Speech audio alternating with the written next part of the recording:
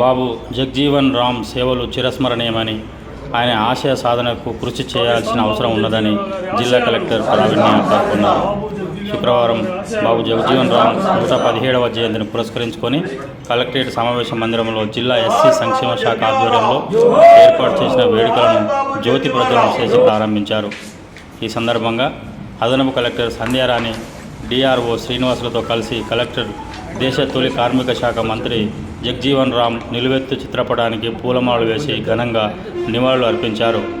ఈ సందర్భంగా కలెక్టర్ మాట్లాడుతూ, దేశ స్వాతంత్ర్య సమరయోధుడు, సంఘ సంస్కర్త, భారత మాజీ ఉప ప్రధాని బాబు జగ్జీవన్ రామ్ జీవితం స్ఫూర్తిదాయకమన్నారు. దేశ స్వాతంత్ర్య సమరయోధుడిగా, గొప్ప రాజకీయవేత్తగా, సామాజిక సమానత్వం కోసం తన జీవితకాలం పోరాటం చేసిన సంస్కరణశీలి అని అన్నారు. దేశ రాజకీయ చరిత్రలో చిరస్థాయిగా నిలిచిన గొప్ప దార్శనికుడు బాబు అన్నారు. ఆయన దేశ పురోభివృద్ధికి పునాదులు వేశారని, కార్మిక లోక పక్షపాతి అని అన్నారు. బాబు జగ్జీవన్ రామ్ సమాజంలో అంటరానితనాన్ని వారికి సమానత్వం సాధించడానికి జీవితాన్ని అంకితం చేశారన్నారు.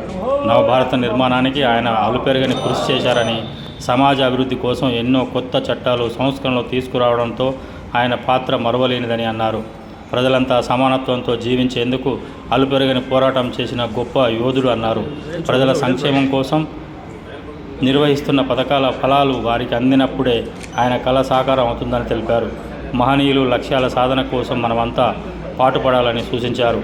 ఈ కార్యక్రమంలో జిల్లా ఎస్సీ సంక్షేమాధికారి భాగ్యలక్ష్మి, జిల్లా పరిషత్ సిఇఓ రామరెడ్డి, డిసిఓ సంజీవరావు, జిల్లా యువజన క్రీడల శాఖ అధికారి సత్యవాణిలతో పాటు సీనియర్ సిటిజన్, ఉద్యోగులు, ప్రజలు, అభిమానులు పాల్గొన్నారు. ఈ ఛానల్ను సబ్స్క్రైబ్ చేయండి, లైక్ చేయండి.